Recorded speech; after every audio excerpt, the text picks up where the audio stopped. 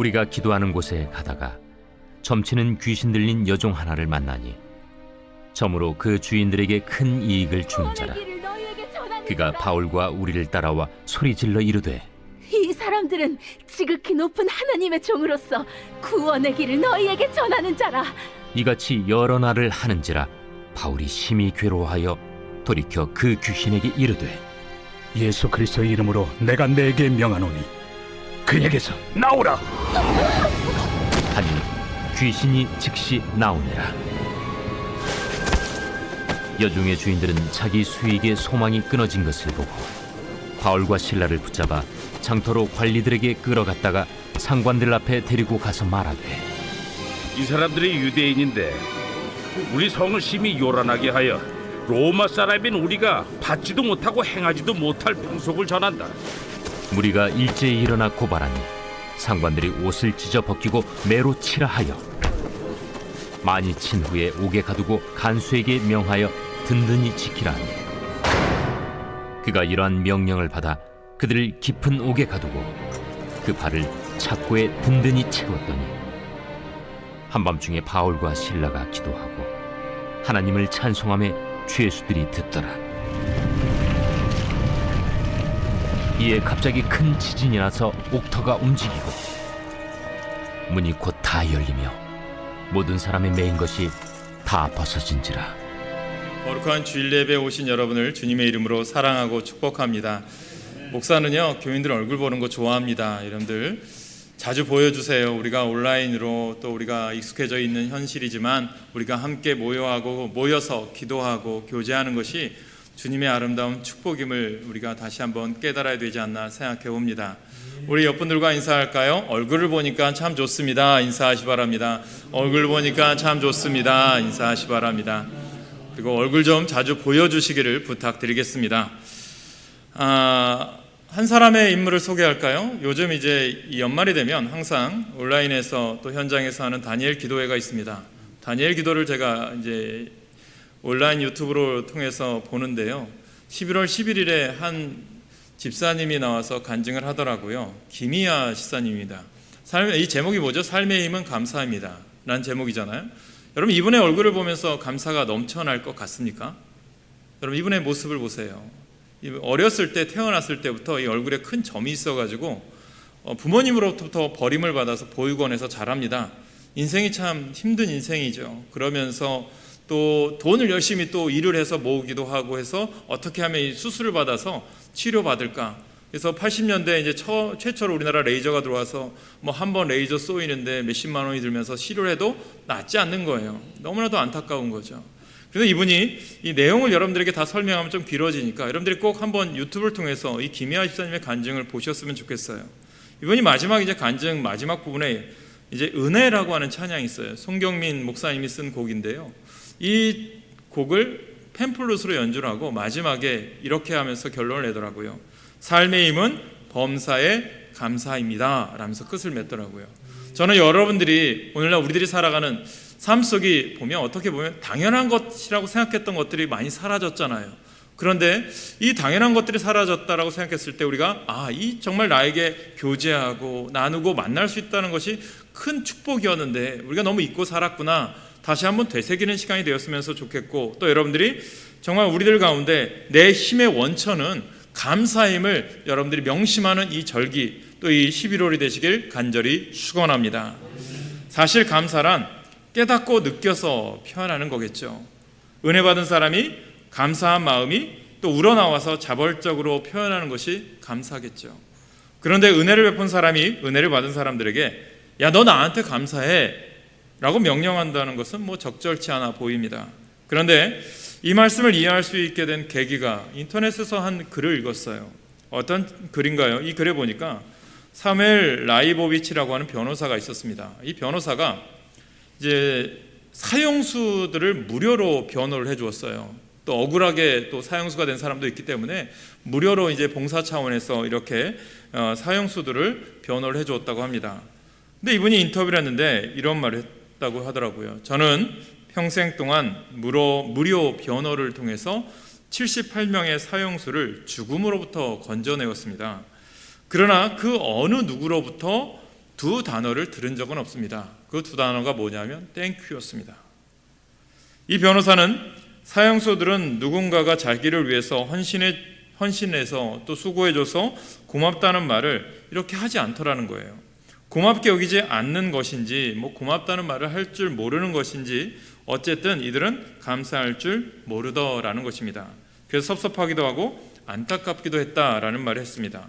저는 이 변호사의 마음에서 우리가 이 추수감사절을 준비하면서 하나님의 마음을 한번 생각해 보았으면 좋겠어요. 그렇게 수많은 은혜를 우리에게 베풀어 주셨고 또 우리에게 은혜를 주셨는데 우리는 제대로 감사하는 마음을 갖고 있는가? 심지어 아들까지 보내서 죽을 수밖에 없는 우리를 살리신 예수 그리스도가 계신데 그런데도 우리가 제대로 감사할 줄 모른다. 아마 주님이라면 어떠실까? 섭섭해하지 않으실까? 또 안타깝지 않으실까 생각을 해보았습니다. 그래서 감사를 가르치시기 위해서 감사하라고 명령하신 것이 아닌가 싶습니다. 누가복음에도 보면 예수님을 만난 10명의 문둥병자가 있죠. 예수님이 이제 예루살렘 성으로 십자가를 가다가 그들을 만나서 그들을 10명을 다 치유해 주십니다. 그런데 정작 그 중에 한 사람만이 예수님께 찾아와서 제 문둥병을 고쳐주셔서 감사합니다라고 표현을 하죠. 나머지 9사람은 이 깨끗한 몸이 되었으니까 얼마나 기뻐요. 그래서 가족들, 그동안 보지 못한 친척들을 찾아가서 나 이렇게 나았습니다라고 기쁨으로 이야기했어요. 얼마나 그들의 감격이 좀 수그러들었는지 모르겠지만 그때서야 예수님이 생각나서 예수님을 찾았지만 이미 예수님은 십자가에 못 박힌 뒤였습니다. 생각을 했는데 감사는 감사할 수 있을 때 해야만 한다라고 생각합니다. 진정한 그리스도인은 감사할 시기를 알아야 하고 또 하나님께 범사에 감사하는 삶을 살아가야 되는 사람임을 믿습니다. 내가 헌신할 수 있을 때, 내가 주의 일을 할 수 있는 것에 감사하시길 바랍니다. 그런데 이 감사한다고 해서요, 다 하나님의 마음을 흡족하게 해드릴 수 있는 것이 아닙니다. 어떤 감사는 하나님께서 받지 않으시고 또 어떤 감사는 하나님의 마음을 만족하게 해드리고 그리고 또 어떤 감사는 하나님을 기쁘시게 해드립니다. 저는 오늘 여러분들과 세 종류의 감사에 대해서 나누길 원합니다. 그렇다면 우리가 추수감사를 준비하면서 나는 어떤 종류의 감사를 드리고 있는가 점검해 보셨으면 좋겠어요. 첫째, 그냥 감사가 있습니다. 우리가 하나님께 드리는 감사하는데 감사 가운데 그냥 감사라는 게 있다는 거예요. 말 그대로 그냥 감사하는 거예요. 감사하라니까 감사하는 거겠죠. 마땅히 감사해야 하니까 그저 감사할 뿐입니다. 우리가 잘 아는 이 취업 포털에 알바몬이라는 게 있어요. 우리가 알바생들 많이 구할 때 쓰는 이제 포털 아닙니까? 근데 최근 이 알바생 1161명을 대상으로 설문조사를 했어요. 결과를 보니까 우리가 주목할 만한 것이 있어요. 뭐냐 하면 알바생 89.9%가요. 알바 중에 무의식적으로 영혼 없이 말하는 말들이 있다라는 거예요. 그 중에 1위가 뭐냐 하면 43.8%로 그냥 감사합니다. 2위가 39.1%로 어서 오세요. 3위가 26%로 죄송합니다 라는 거예요. 여러분 그렇습니다. 알바생들이 알바를 하면서 대부분 영혼 없이 말을 하는데 그 중에 가장 많이 하는 말이 뭐예요? 감사합니다라는 거죠. 그러니까 알바생들이 고객들에게 그냥 감사합니다라는 말을 하는데 그 말의 대부분은 영혼 없는 감사였다라는 거죠. 그렇다면 여러분 우리는 어떻습니까? 우리가 감사절기를 보내면서 하나님 앞에 감사합니다 절기를 지키는데 여러분들은 어떤 감사를 하고 있습니까? 우리가 하나님 앞에 감사하면서 혹시 영혼 없는 감사를 드리고 있지 않는지. 그래서 고린도후서 9장 7절에 보면 바울은 이렇게 이야기합니다. 우리 같이 읽겠습니다. 고린도후서 9장 7절 시작. 각각 그 마음에 정한 대로 할 것이요 인색함으로나 억지로 하지 말지니 하나님은 즐겨내는 자를 사랑하시느니라. 이 말은 뭐냐면 하나님께서 가난해서 그럴까요? 아니라는 거죠. 하나님의 백성들 가운데 하나님께 예물을 드릴 때 인색하게 하는 사람들이 있고 또 억지로 하는 사람들도 있다라는 거예요. 이런 사람 하나님께서 사랑하지 않으신다는 말씀이에요. 기뻐하라는 거예요. 하나님이 주신 은혜가 있고 하나님이 나에게 물질 주신 것에 대해서 감사하는 마음을 드리라는 거예요. 그렇기 때문에 하나님 앞에 우리가 물질을 드리는 이유는 하나님이 가난해서 하나님이 없어서 드리는 게 아니라 내 주신 은혜가 귀해서 나에게 이 어려운 시대에 물질을 거둘 수 있도록 도와주셔서 나에게 작은 것이라도 주신 것에 감사해서 드리는 거지 그냥 드리는 게 아니라는 거예요. 감사도 마찬가지입니다. 하나님께 감사하면서 인색하게 하는 사람도 있다는 거죠. 그리고 억지로 하는 사람도 있다는 거예요. 한마디로 말해서 마음이 담기지 않은 감사를 주님은 말하는 거죠. 이런 감사가 영혼 없는 감사요? 그냥 감사라는 거예요. 당연히 이런 감사는 하나님께서 받지 않으신다는 거죠. 그래서 마태복음 6장 1절에 보면 예수님께서도 이렇게 말씀하시죠. 같이 읽을까요? 6장 1절 마태복음 시작. 사람에게 보이려고 그들 앞에서 너의 의를 행하지 않도록 주의하라. 그리하지 아니하면 하늘에 계신 너희 아버지께 상을 받지 못하느니라. 하나님의 백성들이 이제 구제도 하죠. 기도도 하고 금식하는 일 할 때 사람들에게 보이려고 하는 경우가 많다라는 거죠. 그럴 때 그런 일들은 하나님께서 받지 않으신다는 말씀이에요. 감사도 마찬가지예요. 하나님께 감사한다고 하면서 사람에게 보이려고 하는 경우가 적지 않죠. 하나님께 감사를 많이 한다는 자기의 의를 드러내려고 하는 감사가 적지 않다는 거예요. 하나님께 감사한다고 하면서 정작 하나님을 의식하지 않고 사람을 의식한다는 거죠. 이런 감사도 뭐죠? 영혼 없는 감사요? 그냥 감사라는 거예요. 당연히 하나님께서 기쁘시게 받을 리가 없다라는 거죠. 사랑하는 여러분, 저는 우리가 이 감사절을 준비하면서 하나님께 감사할 때 마음을 다하여 감사하는 그런 삶을 사시길 간절히 축원합니다. 두 번째 감사는 어떤 감사가 있을까? 그래서 감사가 있어요. 그래서 우리가 하나님께 감사드리는 가운데 그래서 감사라고 할 수 있는 것이 있어요. 감사할 이유가 있어서 드리는 감사예요. 감사할 때 분명한 이유를 말씀드리며 감사하는 마음, 감사를 말하는데 영어로 감사합니다, thanks잖아요. 이 어원을 제가 몇 번을 말씀드렸지만 think, 생각한다에서 나왔어요. 그러니까 영어권의 사람들은 감사는 생각을 통해서 나온 것이다 라고 이해를 합니다. 그렇습니다. 감사의 조건과 상황에서 나오는 것이 아니고 생각에서 나오는 거죠. 그러니까 아무리 좋은 조건을 가지고 있다고 해도 깊이 생각하지 않으면 감사할 수 없어요. 남다른 좋은 환경 가운데 살아간다 해도 깊이 생각하지 않으면 감사하지 않아요. 이것이 우리의 감사의 조건이라는 거죠. 그러니까 감사절기 영상을 보니까 당연한 것들, 작년 이맘때 이제 연말이 되면 항상 이제 텔레비전에서 시상식을 하는데 어린 배우들이 이 당연한 것들이라고 하는 것을 노래로 부르더라고요. 우리가 수없이 당연하게 생각했던 것들, 쉽게 생각했던 모든 것들이 이 코로나로 인해서 사라지고 또 없어지고 이런 모습을 보면서 야, 정말 나에게 이런 귀한 것들이 있었던 것이 소중했구나. 이런 것들이 있을 때 정말 감사해야 되겠구나. 이런 것을 이제 노래에 담았어요. 저는 우리들의 삶도 마찬가지로 생각합니다. 하나님 안에서 내가 생각하시라는 거예요. 내게 주신 은혜가 있고 나를 택하신 은혜가 있고 나를 지켜주신 은혜가 있고 어려운 가운데도 나를 보살피신 은혜가 있음을 믿고 감사함을 여러분들이 생각하시길 소망합니다. 어느 날 공자가요, 나라의 관리로 일하고 있는 조카 공명에게 이런 질문을 했어요. 야, 내가 일하면서 얻은 것이 무엇이고 잃은 것이 무엇인지 한번 생각해 봐라. 이제 이렇게 질문한 거죠. 그랬더니 이 조카인 공멸이 한숨을 쉬며 말하는 거예요. 제가 얻은 것은 한 가지도 없는데 잃은 것은 무려 3가지나 됩니다. 첫째, 아직 제가 많이 부족해서 해야 할 공부가 많은데 일이 너무 많아서 공부를 제대로 못했습니다. 둘째, 보수가 너무 적어 부모님을 봉양하기도 어렵고 주변 사람들을 대접하지 못해 평판이 나빠지고 있습니다. 셋째, 관리 일이 너무 바쁘고 시간이 없어서 매일 늦은 시간까지 일해야 하다 보니까 친구들과 멀어지게 되었습니다. 이번에는 공자가 공멸과 같이 관리로 일하는 제자 자천에게 이런 질문을 해요. 똑같이 내가 일하며 얻은 것은 무엇이고 잃은 것은 무엇인지 얘기해봐라. 그런데 이 자천은 다른 대답을 합니다. 잃은 것이라뇨. 저는 잃은 게 없습니다. 오히려 얻은 것이 3가지나 됩니다. 첫째, 일하면서 배운 것을 실행해 보게 되어 배운 내용이 더욱 확실해졌습니다. 둘째, 받은 보수로 졸철하게도 주변 사람들에게 대접하니 사람들과 더욱 친숙해졌습니다. 셋째, 친구들과 만날 시간을 만들기 위해서 제 업무를 더 정확하고 빠르게 하도록 노력했더니 제 능력도 높아지고 친구들과도 우정이 더 높아졌습니다. 두터워졌습니다. 그런 말을 하는 거예요. 여러분, 생각의 차이가 삶의 태도의 차이를 만들어가는 거죠. 저도 그런 여정을 많이 생각해요. 목회하면서 힘든 일, 어려운 일, 여러분도 신앙생활하면서 힘든 일, 어려운 일 다 겪어오시잖아요. 그럴 때 여러분 삶의 태도 어떻게 반응하느냐가 매우 중요한 거예요.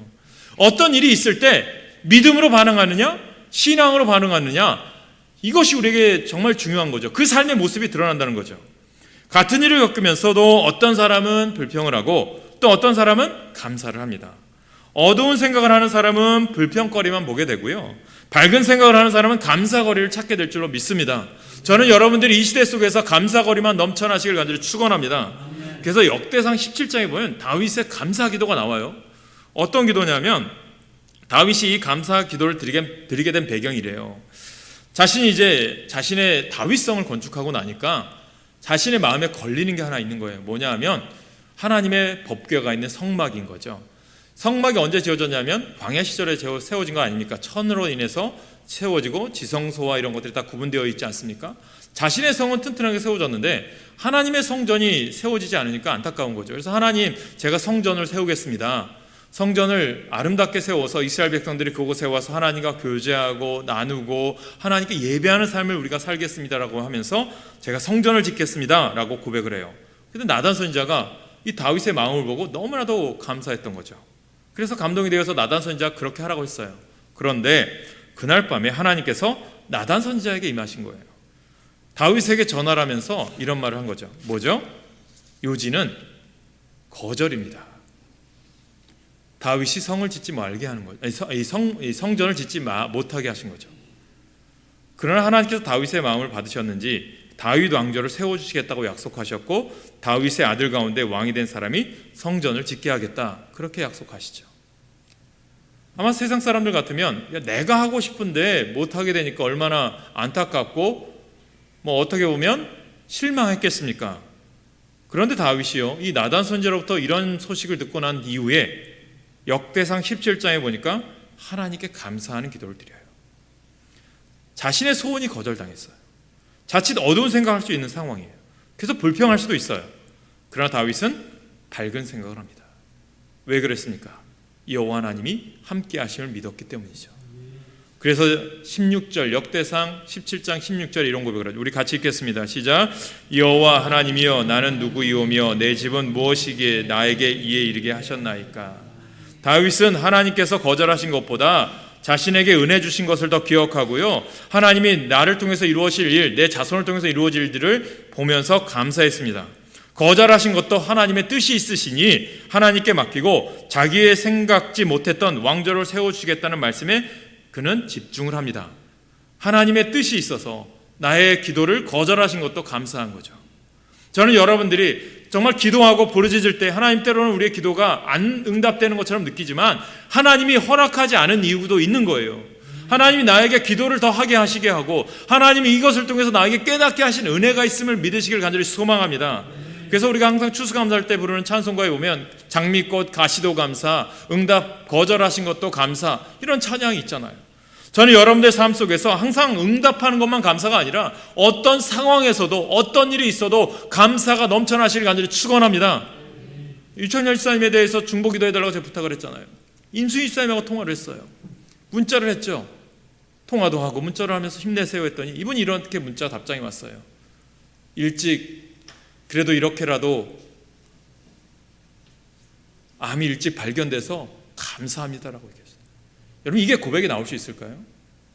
쉽지 않은 고백이라고 생각해요. 이분이 때로는 여자분인데 집사님이 허리도 아파가지고 힘드셨어요. 그러다 교회에 와서 화장실도 청소하고 교회 봉사도 하셨어요. 지난주에 대청소한다고 해서 교회까지 2-4회가 와서 봉사하고 가셨어요. 그런데 직접 봉사하고 왔는데 병원을 갔는데 큰 질병이에요. 여러분 같으면 어떻게 반응하시겠습니까? 저는 그분께 감사했어요. 이게 믿음이라고 저는 생각해요. 사랑하는 여러분, 감사는 밝은 생각에서 나와요. 밝은 생각을 깊이 하다 보면 감사거리가 찾아집니다. 그 감사거리를 찬양으로 하나님께 올려드리는 것이 그래서 감사입니다. 사랑하는 여러분, 우리 삶 속에는요 늘 빛과 어둠이 함께 있어요. 어둠을 붙잡고 생각하면 불평만 하게 되더라고요. 그러나 빛을 붙잡고 생각하면 감사하게 됩니다. 밝은 생각, 좋은 생각을 하며 범사에 감사하는 여러분 되시길 간절히 축원합니다. 셋째로, 마지막으로 그래도 감사가 있어요. 우리가 하나님께 드리는 감사 가운데 그래도 감사라고 할 수 있는 것이 있어요. 아무리 생각해봐도 감사할 이유를 찾을 수 없는 상황에서도 감사하는 감사를 얘기해요. 이 그래도 감사의 대표적인 예가 오늘 사도행전 16장에 나와요. 바울과 실라는 빌립보에서 복음을 전하다가 옥에 갇혀요. 그 배경이 오늘 말씀 읽었잖아요. 기도하던 중에 갔는데 귀신 들린 여종 하나를 너무 안타까워서 예수의 이름으로 귀신을 쫓아내었어요. 그 여종이 이제 해방되었죠. 근데 그것 때문에 억울하게 누명을 쓰고 매를 맞고 온몸에 상처투성이가 된 채 어두침침한 돌로 된 감옥에 갇혀버려요. 옷이 찢기고 수많은 매를 맞은 후 얼마나 아팠겠습니까? 또 죽을지도 몰라요. 그런데 본문 25절에 보니까 이렇게 말씀하잖아요. 우리 같이 읽을까요? 시작. 한밤중에 바울과 실라가 기도하고 하나님을 찬송하며 죄수들이 듣더라. 수많은 매를 맞았으니 얼마나 몸이 아파요. 언제 죽게 될지 모르는 상황에서 얼마나 두려울까요? 그런데 한밤중에 기도한 뒤에 찬양했다는 거예요. 옥에 갇힌 상태에서 감사의 찬양을 불렀어요.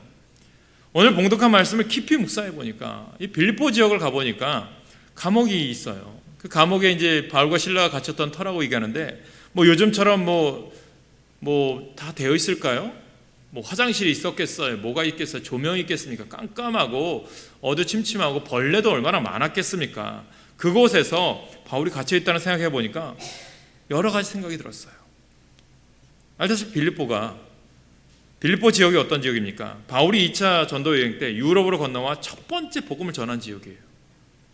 그리스 지역이죠, 지금의. 사도 바울은 유럽으로 올 생각을 해본 일이 없어요. 그냥 아시아에서 복음을 전하고 싶었어요. 기도도 했고 준비도 했고 꿈을 꾸었어요. 그런데 드로아에서 아시아로 가려고 하는데 하나님께서 갑자기 강력하게 기도 중에 성령의 감동을 주셔서 유럽으로 가라라고 말해요. 바울은 아무런 준비 없이 하나님의 인도하심 따라서 유럽으로 건너와 빌립보에서 복음을 전합니다. 그런데 붙잡혀서 옷이 찢기고 죽도록 매맞고 지금 감옥에 갇혔어요. 올 생각이 없던 곳에 하나님의 인도만 따라왔으면 하나님께서 책임져 주셔야지 이게 뭐냐고 따질만 하지 않을까요? 이럴 거면 아시아에서 복음 전하게 놔두시지 왜 나를 이곳에 인도하셨나요? 왜 여기에 와서 이렇게 매맞고 옥에 갇히고 죽게 하시냐, 이거 원망할 수도 있잖아요. 그런데 어떻게 바울은 이 상황 가운데 한밤중에 일어나 감사의 찬양을 드릴 수 있었을까요? 그 답이 25절에 나와요. 기도함으로 가능한 거예요. 여러분, 주의 일은, 하나님의 사역은 기도로 가능함을 믿으시길 간절히 축원합니다. 하나님 앞에 찬양하고 봉사하고 헌신하고 주의 일을 감당하는 우리가 많아요. 우리 교회가 정말 크지 않고 여러 가지 일들도 해야 될 일이 많아요. 그런데 하나님 왜 이렇게 일만 시킵니까? 라고 불평불만할 수도 있겠는데, 여러분, 이 일들을 감당할 수 있는 능력이 어디에서 나와요? 기도함을 통해서 나오심을 믿으시길 간절히 축원합니다. 기도하셔야 돼요. 새벽을 깨우셔야 돼요. 기도의 시간을 만드시길 간절히 축원합니다. 그래서 바울과 실라가 하나님께 감사의 찬양을 드리기 전에 기도했다는 것이 나와요. 여기에서 답을 찾았어요. 아마도 바울과 실라가 너무 힘들었을 거 아닙니까? 몸이 아팠을 것이고 마음도 힘이 들었겠죠. 그래서 하나님께 기도하기 위해서 한밤중에 깨었을 것입니다. 그런데 기도하던 중에 성령이 이 두 사람의 심령을 강력하게 사로잡았을 거예요. 여러분, 사탄의 생각에 사로잡히지 마세요. 사탄은 끊임없이 우리를 미혹하고 유혹합니다. 시험 들게 하죠. 그러나 성령은 끊임없이 우리를 이겨나가게 합니다. 원망과 불평을 막아주시고 감사할 생각이 들게 하셨을 거예요. 뭘까요? 내가 이렇게 감옥에 있는 것도 하나님의 뜻이겠지, 인도하심이겠지, 이렇게 나온 거죠. 그럴 때 어떤 일이 일어나요? 기적이 일어나잖아요. 옥문이 열리고 간수장이, 그 가족이 구원의 역사가 일어납니다. 이런 것처럼 감사가 있어야 복음이 전해지는 거예요. 전도가 되어지는 거예요. 기도 중에 성령의 감동으로 깨닫게 된 감사입니다. 단순히 사람의 생각에서 나온 것이 아니에요. 아무리 사람이 생각을 짜낸다고 할 수 있는 감사가 아니에요. 그래서 그래도 감사는 감사할 수 없는 상황에서 드리는 감사예요. 바울과 실라가 드린 감사가 바로 그래도 감사입니다. 그렇습니다. 그래도 감사는요, 기도하는 사람만이 얻을 수 있다고 생각해요. 그리고 이런 감사가 하나님을 기쁘시게 해드릴 수 있습니다. 어렵고 힘든 상황에 계십니까? 예배하기 두렵습니까? 기도하기 두렵습니까? 헌신하기 두렵습니까? 기도하십시오. 할 수 있는 능력 주실 줄 믿습니다. 그래도 감사해 보십시오. 말씀을 결론을 내어가면 이제 우리가 11월 달 감사의 절기가 있는 달이잖아요. 감사를 여러분들이 회복했으면 좋겠어요. 우리가 다음 주일에는 추수감사 예배를 드려요. 오늘 말씀드린 세 종류의 감사 중에 나는 어떤 감사를 드리고 있는지 살펴보시기 바랍니다. 그냥 감사는 그만하시기 바랍니다. 깊이 생각하시면서 그래서 감사를 드리시기 바라고, 그리고 고난 중에서도 기도하면서 그래도 감사드릴 수 있기를 예수님의 이름으로 축원합니다. 하나님께서 여러분들 이곳에 보내셨고 주의 일을 맡기셨고 교회를 주님께서 여러분들에게 맡기셨어요. 하나님 맡겨진 사명 온전히 감당함으로 하나님 앞에 감사의 제목이 넘쳐나는 여러분 되시길 간절히 축원합니다. 항상 추수감사절을 생각하면서 찬송가 94장을 반주해 주시고요. 그런 생각을 듭니다. 추수감사절의 기원이 되면 항상 떠오르는 게 이 메이플라워를 타고 보스턴 플리머스항에 도착했던 청교도들이 생각합니다. 퓨리탄이라고 해요. 청결, 정결, 신앙의 자유를 누리고자 신대를 향해 갔던 그들. 1620년이었어요. 9월 6일인데 102명의 103명이라고도 하고 영국의 청교도들이 혹독한 종교 박해가 있었습니다. 신앙의 자유를 위해서 대서양을 건너서 목숨을 건 항해를 해요. 2달여 만에 도착을 하니까 10월, 11월 아마 이맘때쯤 됐던 것 같아요. 여러분 우리가 지금 우리는 뭐 좀 춥겠다라고 생각할지 모르겠지만 보스턴 지역 그 위쪽은요 지금도 한 60cm, 80cm 눈이 오는 지역이에요. 추운 지역이죠. 도착했는데 추운 날이 다가온 거예요. 척박한 거죠. 눈보라와 강풍, 혹독한 추위, 풍토병과 식량 부족, 들짐승의 공격, 또 원주민과의 싸움. 첫 겨울을 넘기지 못하고 102명 중에 한 절반 이상이 죽어나갔어요. 간신히 겨울을 넘기고 나서 이들이 맞은 것은 이제 봄이겠죠. 따뜻한 봄이 오니까 척박한 땅을 열심히 돌을 굴러내고 이제 열심히 개간을 했어요. 씨를 뿌려요. 영국에서부터 가져온 씨를 뿌리고 그 첫 수확을 거뒀어요. 그런데 알다시피 흰토불이라고 해서 해외에서 가져온 땅의 씨앗들이 얼마나 잘 컸겠습니까? 보잘것없는 열매들이겠죠. 그런데 그 와중에 어떻게 합니까? 지켜준 것에 감사하고 눈물로 그들이 추수감사절을 지켜요. 그들 도와준 원주민들도 초청해서 음식을 나누어 먹는데 원주민들이 들고 온 칠면조가 있었어요. 이걸 터키라고 하죠. 이것을 잡아서 같이 나누기 시작해요. 그래서 미국이 에브라함 링컨과 루즈벨트를 통해서 11월 셋째 주 수목금은 바로 땡스기빙 데이로 지켜요. 그들이 왜 이렇게 가능할 수 있었을까? 감사를 드릴 수 있었던 가능성에는 그들에게 누가 있었을까요? 예수 그리스도가 있었기 때문에 가능한 거예요. 그들은 예수 그리스도를 자유롭게 예배하고 섬기는 신앙의 삶을 위해 영국에서의 안전하고 완전된 삶을 기꺼이 포기하고 신들에게 가장 척박한 삶을 선택했어요. 그들이 신들에게 온 게 뭐예요? 잘 먹고 잘 사는 거예요? 신앙의 자유 아닙니까? 믿음 아닙니까? 예수 아닙니까? 저는 여러분들이 오늘 교회에 온 게 뭐예요? 내가 누리고 내가 뭔가 가지고 부해지기 위해서 온 거예요? 아니에요. 신앙을 지키기 위해서, 예수를 지키기 위해서 오셨잖아요. 그 예수님 한 분만으로 만족하며 사실 간절히 축원합니다. 오늘 우리에게도요 예수 그리스도가 가장 소중한 분이 맞다면 비록 오늘의 추수감사절이 힘들고 지친 고난의 시간 중에 맞은 것이라 할지라도요 감사의 이유를 찾기가 결코 어렵지 않을 거예요. 아니 여전히 감사의 이유가 차고 넘칠 거예요. 예수 그리스도 때문입니다. 우리 찬양할까요? 94장 주 예수보다 더 귀한 것은 없네 1절 찬양하시겠습니다.